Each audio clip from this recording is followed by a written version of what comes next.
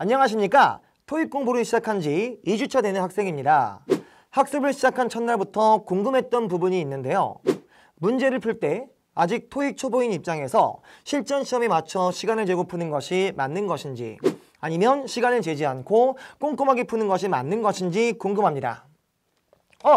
좋은 질문인데요. 자, 이건 토익 공부를 막 시작한 학생들이 모두 궁금해하는 고민이에요. 왠지 실전 시험을 대비하기 위해서는 시간을 재고 풀어야 할 것 같고, 그런데 막상 시간을 재자니 아직은 실력이 부족해서 정신없이 문제를 풀게 되니까 어떻게 해야 할지 혼란스러운 거죠. 자, 물론 이미 900점 이상 고득점을 코앞에 두고 있는 분들은 당연히 실전 경험을 위해서 문제를 풀 때 권장 시간을 정확히 지키는 것이 중요합니다. 그러나 아직 시작 단계에 있는 분들은 오히려 실전 시간을 맞추려고 노력하는 것이 독이 될 수 있어요. 왜냐하면 입문과 기본 단계에서는 각 파트의 개념을 철저하게 숙지하는 것이 먼저인데, 벌써부터 과도한 시간 압박을 느끼게 되면 정확한 이해 없이 감으로만 문제를 풀게 되기 때문입니다. 아니, 그렇다고 그렇게 푼 문제의 정답률이 높냐? 그것도 아니거든요. 즉, 초기 단계에 해당하는 학생들이 너무 실전 권장 시간에 집착하게 되면 개념 이해와 문제풀이 정확도, 두 마리 토끼를 모두 놓치게 됩니다. 그럼 그냥 시간을 재지 않고 여유 있게 푸는 것이 좋을까요? 아니요, 그것도 아닙니다. 자, 시간을 재지 않으면 어떻게 될까요? 문제를 정확히 이해하며 풀 수 있겠죠? 그러나 그만큼 시간이 오래 걸립니다. 중요한 건 토익은 시간 압박이 있는 시험이라는 거예요. 그래서 너무 시간을 재지 않고 공부하는 사람들은 실전 시험의 압박감에 대한 적응력이 없으니까 실제 토익에서 자신의 실력보다 낮은 점수를 받을 가능성이 높습니다. 아니, 그럼 도대체 어떻게 할까요? 방법은 간단합니다. 문제를 풀 때 시간 제한을 두실 때 여러분 실력에 맞춰 실전 시간보다 여유롭게 두시면 됩니다. 자, 예를 들어 토익 점수가 500점인 학생이 있어요. 500점이면 아직 입문 단계의 점수대죠. 이 학생이 파트 5 문제를 푸는데 한 문제당 30초에 맞춰 풀어보니 너무 촉박해서 그냥 찍다시피 문제를 푸는 거예요. 그러면 한번 문제당 풀이 시간을 45초로 늘려볼까요? 45초로 늘리니까 완전히 여유로운 건 아니지만 그래도 이제는 배운 내용을 나름대로 적용하며 정답의 근거를 갖고 문제를 풀고 있네요. 이렇게 실전 권장 시간을 기준으로 자신의 실력에 맞춰 문제풀이 시간을 늘리게 되면 어쨌든 시간에 제한을 두는 것이기 때문에 어느 정도의 시간 압박감을 느낄 수 있고, 또 그 시간이 과도하게 타이트하진 않기 때문에 어느 정도 여유로운 마음을 갖고 문제를 풀 수 있습니다. 즉, 아까와 달리 개념 이해와 문제풀이 정확도, 두 마리 토끼를 모두 잡을 수 있는 거죠. 그리고 이렇게 학습을 하시다가 그 연장된 문제풀이 시간에 적응이 되었으면 이제 그 시간을 점진적으로 줄여가시면 됩니다. 45초에서 40초로, 거기에 적응했으면 다시 40초에서 35초로, 결국 마지막에는 실전 권장 시간에 맞추는 겁니다. 파7도 마찬가지예요. 파7의 실전 권장 시간은 한 문제당 1분입니다. 혹시 이 시간 제한이 너무 벅차신가요? 그럼 문제당 1분 30초를 주세요. 그 틀 안에서 연습을 하는 겁니다. 그리고 그 틀에 적응이 되었으면 이제 한번 줄여보는 거죠. 1분 20초, 1분 10초, 결국 1분까지. 자, 이 과정은 여러분이 운동을 할 때와 똑같이 보시면 됩니다. 아니, 막 운동을 하는데 처음부터 100kg짜리 아령을 드는 거야. 그럼 어떻게 돼요? 허리 나가요. 아마 잘못하면 죽을걸? 마찬가지야. 토익 공부도 처음부터 무리하실 필요 없어요. 낮은 무게에서 점진적으로 높은 무게로 넘어가는 것처럼 처음에는 조금 여유 있게 시간을 주다가 점진적으로 시간을 줄여가세요. 그렇게 되면 너무 지치지 않게, 그렇다고 너무 늘어지지도 않게 적절한 페이스로 건강하게 성장할 수 있는 겁니다.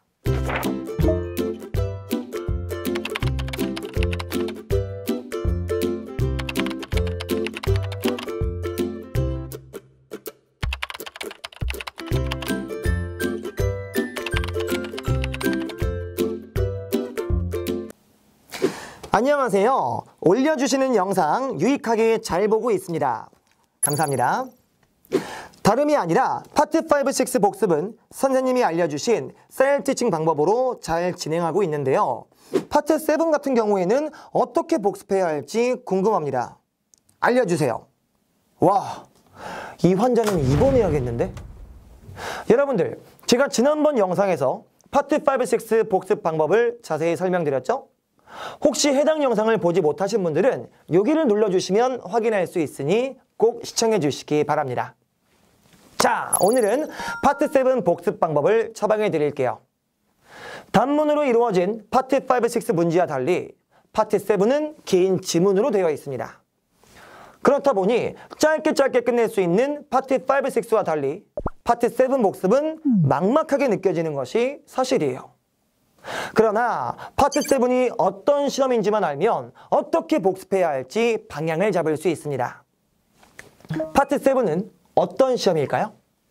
파트 7은 독해력과 정답 연결 능력을 측정하는 시험이에요. 여기서 독해력이라는 것은 단어와 표현을 많이 아는 것이고, 정답 연결 능력이라는 것은 지문에서 각 문제의 정답 근거를 찾는 능력입니다. 그렇다면 이 두 가지를 훈련하는 것이 파트 7 복습의 핵심이 되겠네요.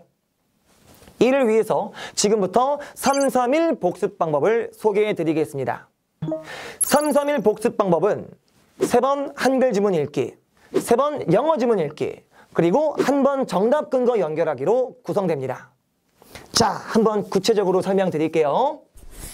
우선 파트 7 복습을 진행할 때는 영어 지문을 먼저 읽고 한글 지문을 확인하는 것이 아니라 반대로 해설지에 있는 한글 지문을 먼저 보고 영어 지문을 읽어주는 것이 훨씬 좋습니다.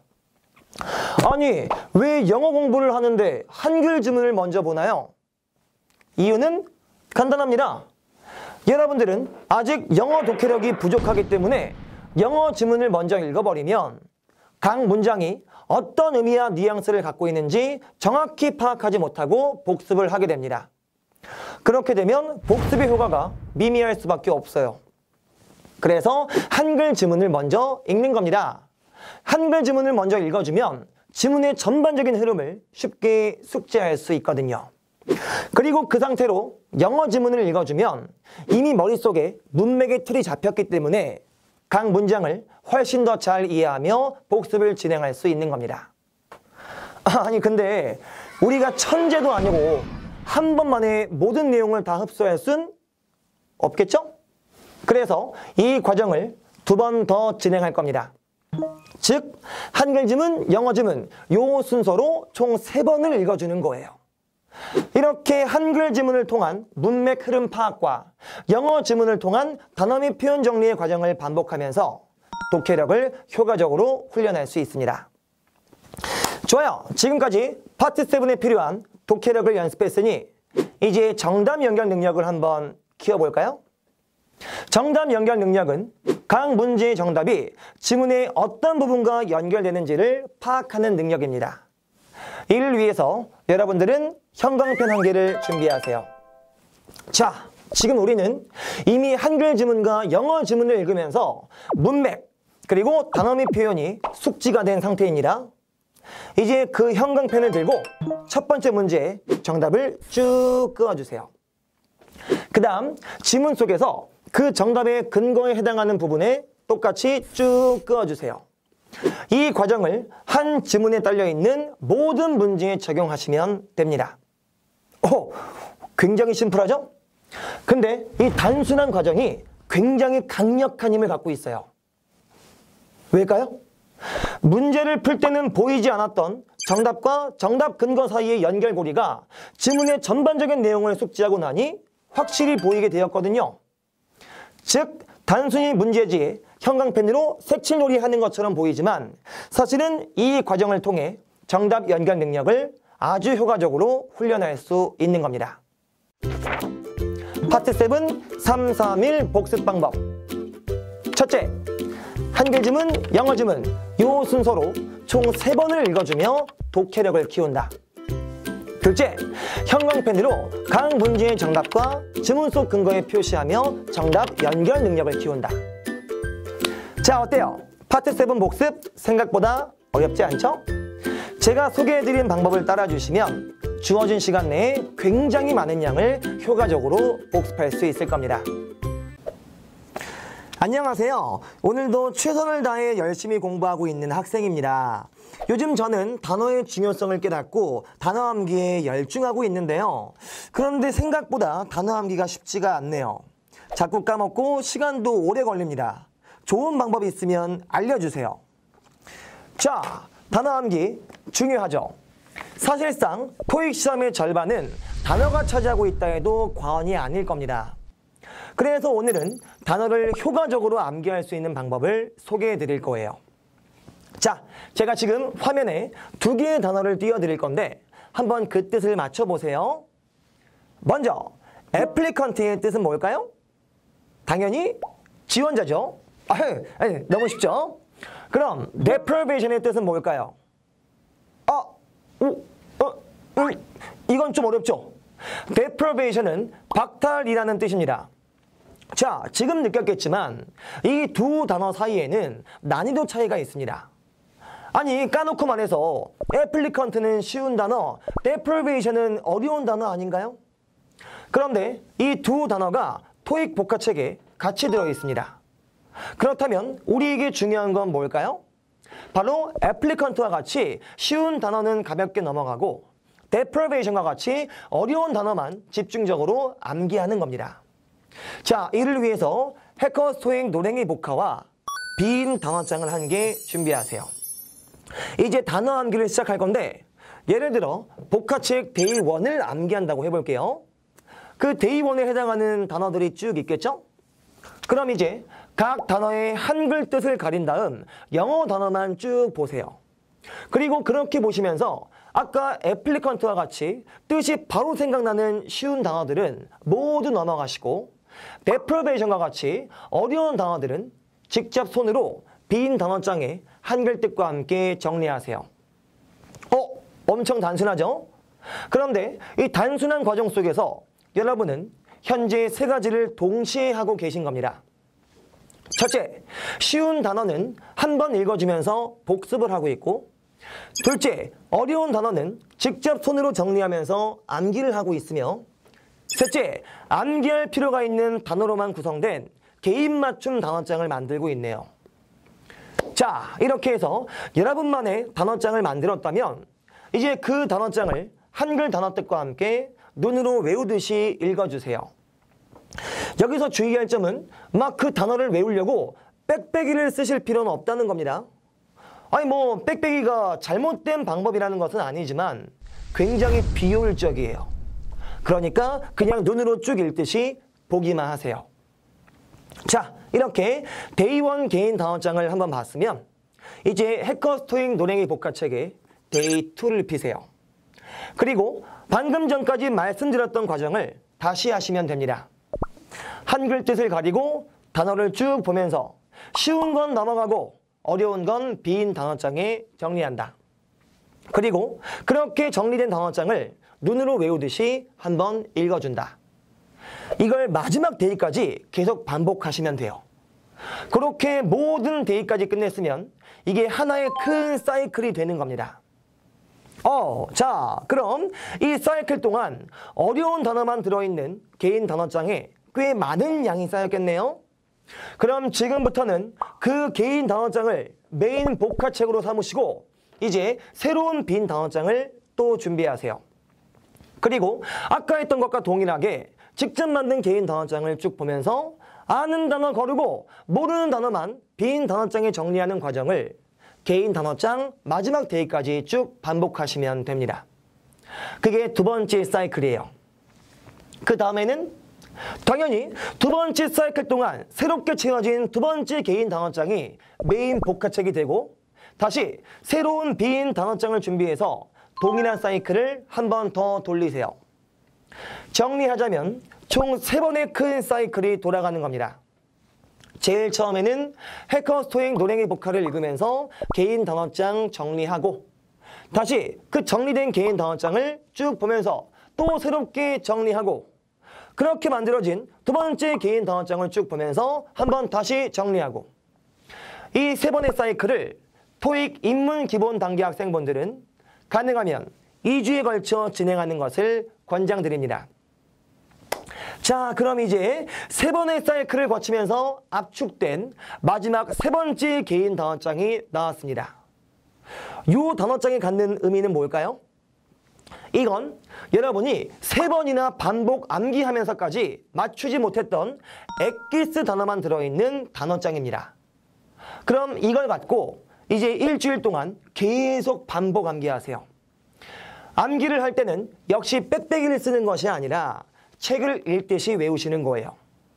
뭐 중간중간 뜻을 가리고 눈으로 테스트를 보는 것도 좋습니다. 자, 그렇게 일주일이 흘렀나요? 그럼 이제까지 직접 만든 모든 단어장은 직접 다 버리세요. 아니, 그거 만드느라 개고생을 했는데 왜 버려요? 라고 아마 질문하실 건데 여러분들, 우린 지금까지 2주 동안 세 번의 큰 사이클을 거치면서 엄청나게 많은 단어들을 계속 반복적으로 암기했고요. 그렇게 했는데도 외우지 못한 엑기스 단어들을 그 다음 마지막 한 주 동안 열심히 봤습니다. 즉, 이젠 지금까지 정리해놓은 단어장들에서 얻을 건 더 이상 없습니다. 그래서 과감하게 버리시라는 거예요.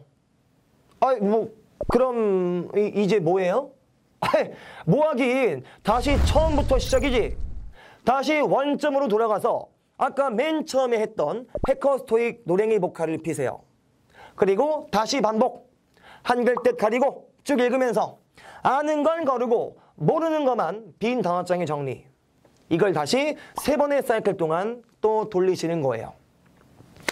이 과정을 언제까지 합니까? 언제까지긴요. 토익 졸업할 때까지요. 자, 근데 되게 신기한 게 뭔지 아세요? 여러분이 아까 처음으로 모든 사이클을 돌린 끝에 정리된 개인 단어장보다 두 번째, 세 번째 때 정리된 개인 단어장에 훨씬 더 적은 양의 단어가 들어가 있을 거예요. 왜 그럴까요? 당연하죠. 사이클이 거듭될수록 같은 단어를 반복적으로 보게 되었고 여러분도 모르는 사이에 수많은 단어가 자연스럽게 암기되었거든요. 즉, 그 과정을 진행하는 동안 점점 더 아는 단어가 많아지고 모르는 단어는 줄어들게 된다는 겁니다.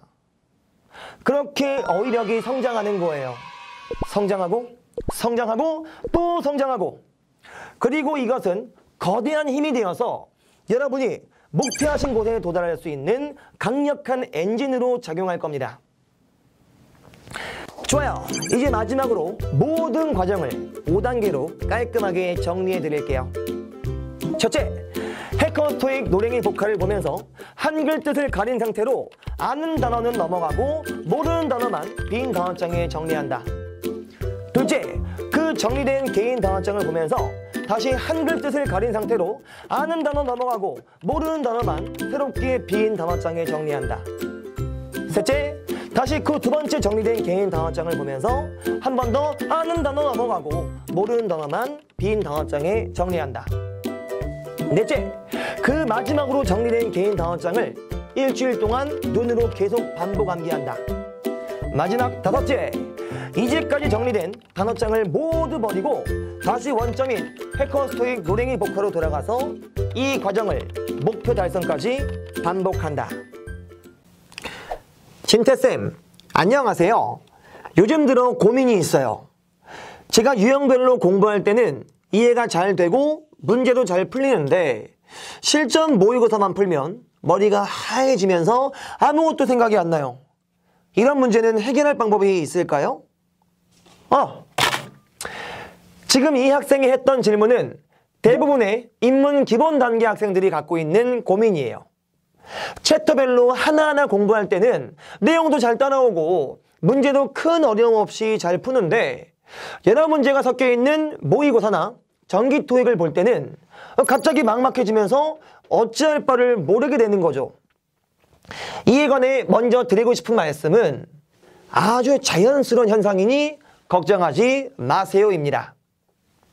자, 우리 인문 기본 단계의 목표는 무엇일까요? 각 유형별로 개념을 숙지하고 그 개념을 문제에 적용하는 겁니다. 즉, 인문 기본 단계에서는 문제를 섞어놨을 때 각 문제가 어떤 유형인지 파악하는 능력이 아니라 각 문제가 어떤 유형인지만 알면 풀 수 있는 문제풀이 능력을 키우는 것이 목적이라는 거예요. 그렇기 때문에 평소 공부할 때에 비해 지금 실전 모의고사가 잘 풀리지 않는다고 어떤 심각한 문제가 있는 것이 아닙니다. 아니, 오히려 그게 자연스러운 거죠. 자, 근데 그렇다 해도 그 고민을 해결하고 싶으실 거예요. 물론 이런 문제는 실전 단계의 수업을 수강하면서 자연스럽게 해소할 수 있지만 지금부터 개선하기를 원한다면 단순히 모의고사 문제집을 하나 준비해서 풀어주시면 됩니다.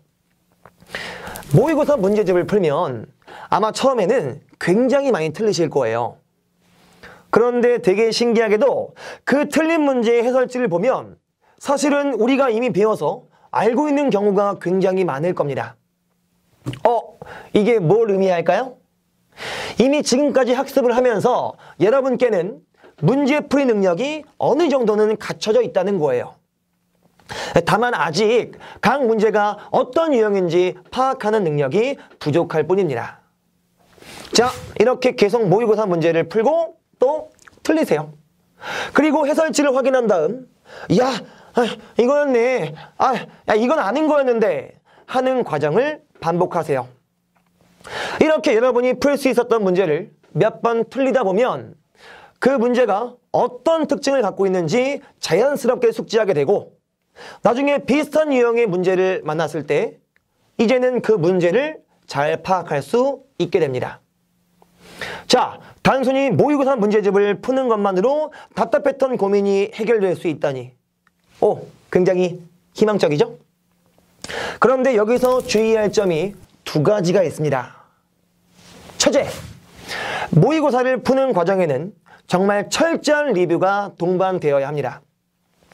여러분들, 우린 지금 문제 풀기 게임을 하려는 것이 아니에요. 여전히 배워야 할 개념과 단어가 많습니다.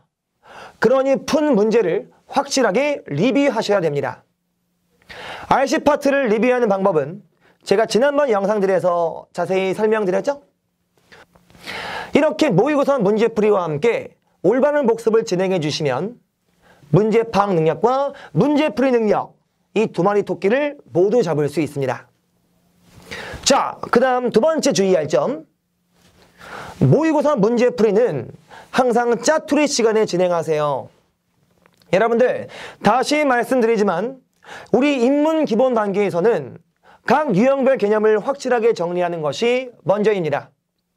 그런데 주객이 전도돼서 개념 정리는 소홀히 하고 모의고사 문제풀이에 집착하게 되면 아마 나중에 크게 후회하실 거예요. 아니, 솔직히 말해서 사실 모의고사 문제풀이가 문법 개념을 하나하나 살펴보는 것보다 더 재밌긴 하거든요. 그럴 수밖에 없죠. 섞여있는 문제를 풀면 긴장감도 있고 또 종종 잘 풀리는 순간들을 경험하면 실제 토익에서도 점수가 팍팍 올라갈 것 같으니까요. 그런데 그건 전부 다 신기루예요. 여러분들, 자동차 엔진이 돌아가기 위해서는 뭐가 필요하죠? 당연히 기름이 필요합니다. 기름이 부족하면 어떻게 될까요?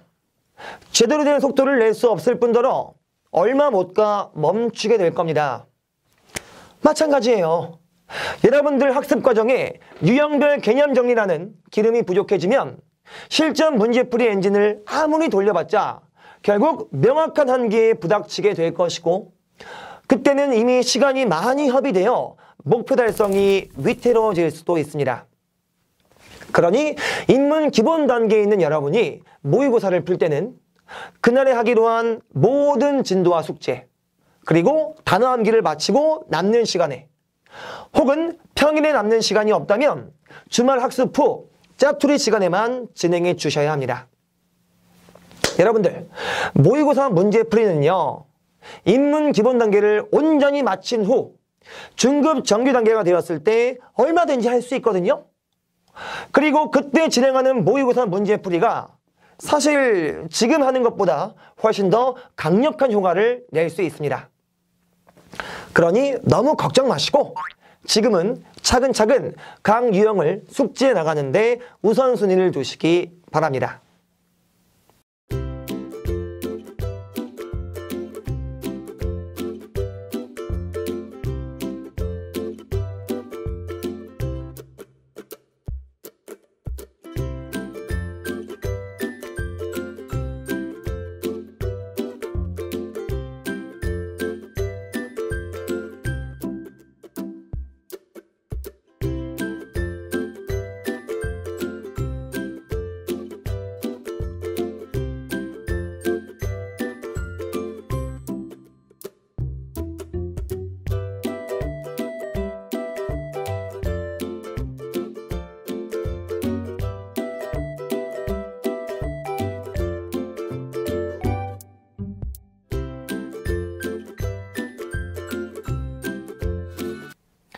안녕하세요. 유튜브에서 선생님의 다양한 토익 꿀팁 영상들을 보고 감명받아서 토익 공부를 제대로 시작하기로 마음먹었습니다. 그래서 토익 입문서인 해커스 토익 스타트 리딩을 구매했는데요. 아무래도 처음이다 보니까 어떻게 공부해야 할지 너무 막막합니다. 이 책을 100% 활용하는 방법 알려주세요. 와! 좋은 결심이네요. 시작을 한 것만으로도 이미 목표하신 곳에 가까워진 겁니다. 그리고 우리 해커스 토익 스타트 리딩은 토익에 필요한 핵심만을 인문제의 눈높이에 맞춰 정리해놨기 때문에 시험에 대한 전반적인 감을 잡기에 아주 좋습니다. 이 책은 총 20개의 데이로 구분되어 있고 일주일에 5일씩 총 4주 동안 학습할 수 있게 되어 있습니다. 그리고 각 데이는 총 4개의 챕터로 이루어져 있는데요. 첫 번째, 파트 5, 6 문법. 두 번째, 파트 5, 6 어휘. 세 번째, 파트 7 paraphrasing. 네 번째, 파트 7 문제 유형. 이렇게 구성되어 있습니다. 그런데 예외적으로 데이 1의 경우에는 유일하게 파트 7 챕터가 없고 대신 해당 페이지에서 파트 5, 6 문제 유형을 다루고 있습니다. 데이 1을 빼면 나머지 데이는 방금 말씀드렸던 4가지로 이루어져 있어요. 자, 좋아요. 그럼 지금부터 이 좋은 교재를 어떻게 공부해 나갈지 말씀드릴게요. 우선 여러분은 공부를 시작하기 전에 해당 데이에 사용된 기본 단어를 먼저 암기해 주시기 바랍니다. 이렇게 교재를 보시면 각 데이의 하단부에 그 페이지에서 사용된 단어들이 있거든요. 우리가 학습하는 과정 중에 기본 단어를 몰라서 배운 내용을 적용하지 못하면 좀 슬프잖아요. 그래서 꼭 이 단어들을 먼저 암기해 주시기 바랍니다. 자, 그럼 기본 준비가 되었으면 본격적으로 시작해보죠. 첫 번째, 파트 5, 6 문법. 각 데이의 첫 챕터인 파트 5, 6 문법은 이렇게 파란색으로 표시가 되어 있는데요. 이 챕터의 제일 앞 페이지에는 그날 학습할 문법 내용들을 간략하게 소개하는 내용들이 있습니다. 마치 코스 요리의 에피타이저에 해당하는 부분이니까 먼저 가볍게 훑어주시면 되겠습니다. 좋아요. 입맛을 돋우었으면 이제 메인 코스로 들어갈까요?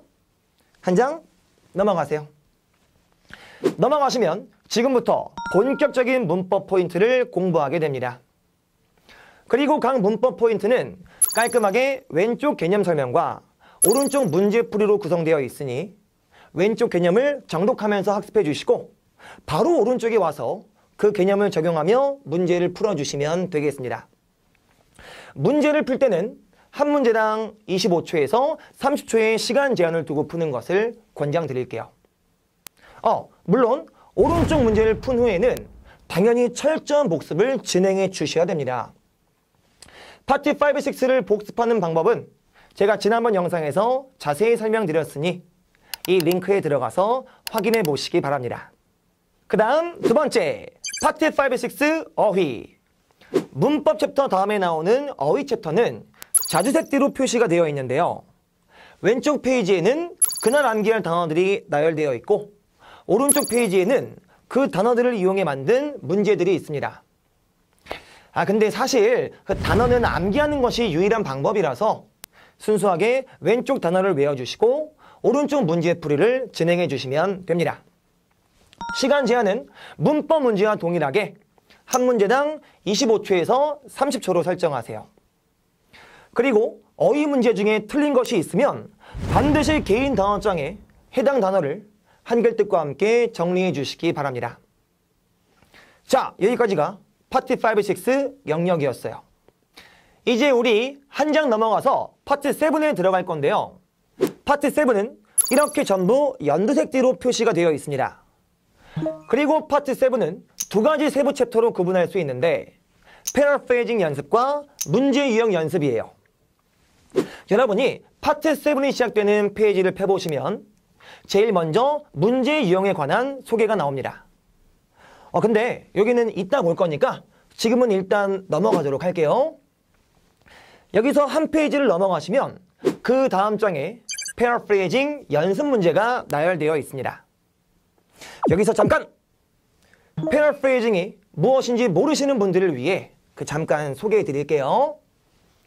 패러프레이징은 어떤 문장이 있을 때 그 문장의 뜻은 동일하게 유지하면서 그걸 다른 방식으로 표현하는 것을 말합니다. 예를 들어 이런 거예요. 토익 분야 넘버원 학원은 해커스 어학원이다. 자, 이 문장을 이렇게 바꿔볼까요? 해커스 어학원은 그 어떤 토익 학원보다 우위에 있다. 어때요? 이 둘은 똑같은 문장이죠? 그렇잖아요. 토익 분야 넘버원 학원이 해커스라는 말은 해커스가 그 어떤 토익 학원보다 우위에 있다는 말과 똑같죠. 이렇게 똑같은 뜻을 다른 말로 표현하는 것을 패러프레이징이라고 합니다.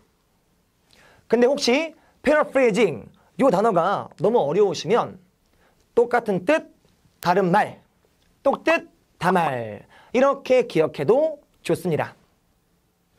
그리고 파트 7 실력은요. 지문 속 정답의 근거가 문제의 정답 보기에 어떻게 패러프레이징 되어 있는지를 빠르게 파악하는 능력과 관련이 있습니다. 자, 그래서 다시 본론으로 돌아오자면 우리 교재에 있는 패러프레이징 연습 문제를 푸는 과정을 통해 파트 7 독해력을 아주 효과적으로 성장시킬 수 있게 됩니다. 패러프레이징 문제를 풀 때는 한 문제당 1분의 시간 제한을 두고 푸는 것을 권장드릴게요. 물론 문제를 푼 후에는 꼼꼼히 문장 분석과 단어 정리를 진행해 주시기 바랍니다. 자, 이렇게 패러프레이징 문제들을 풀었으면 이제 마지막으로 파트 7 문제 유형을 공부할 거예요. 여러분, 우리 아까 패러프레이징 문제를 풀기 전에 이따가 본다고 넘어갔던 부분이 있죠? 다시 그쪽으로 돌아오세요. 연두색 띠로 되어 있는 파트 7 영역의 제일 앞장입니다. 거기서 왼쪽 페이지를 보면 이렇게 문제 유형에 대한 소개와 공략법이 나와 있거든요. 여기를 자세히 정독하고 또 중요한 키워드에 밑줄도 치면서 확실하게 숙지해 주세요. 그 다음 오른쪽 페이지로 넘어오시면 방금 전 왼쪽에서 봤던 공략법이 적용되어 있는 예시 문제가 있습니다. 근데 이 부분은 예시 문제라서 어차피 정답도 표시가 되어 있고 이미 문제를 푸는 과정도 밑에 다 정리가 되어 있어요. 그래서 실전 문제를 푸는 느낌보다는 이 문제는 이렇게 풀면 되는구나 라는 느낌으로 밑에 있는 해설을 보면서 문제 푸는 과정을 흉내내 보시면 됩니다. 자, 이렇게 문제풀이 방법을 봤으면 이제 실제 문제를 풀어야겠네요. 넘어갈까요? 자, 넘어가시면 아까 풀었던 패러프레이징 문제를 지나 파트 7 연습 문제와 실전 문제가 나올 겁니다. 이 문제들을 시간 제한을 두고 풀어주세요. 연습 문제는 한 문제당 1분 30초를 주시고 실전 문제는 한 문제당 1분씩 주시면 됩니다. 예를 들어 한 지문에 실전 문제가 3개 딸려 있으면 총 3분 동안 풀어주시면 되겠네요. 그리고 문제를 푼 후에는 당연히 철저한 복습은 필수입니다. 파트 7 복습 방법도 지난번 영상에서 잘 말씀드렸으니 여기 링크를 클릭해서 한번 확인해 보세요. 자, 이렇게 해서 토익 공부가 처음이신 분들을 위해 해커스 토익 스타트 리딩을 효과적으로 공부하는 방법을 소개해 드렸습니다. 지금까지 설명드렸던 과정을 교재의 각 데이마다 진행해 주시면 일주일에 5일씩 총 4주 만에 토익을 한 바퀴 돌릴 수 있을 거예요. 그럼 저는 여기서 인사드릴게요. 지금까지 해커스 토익 초보 클리닉 RC 닥터 김진태였습니다. 안녕. 점수 잡는 해커스.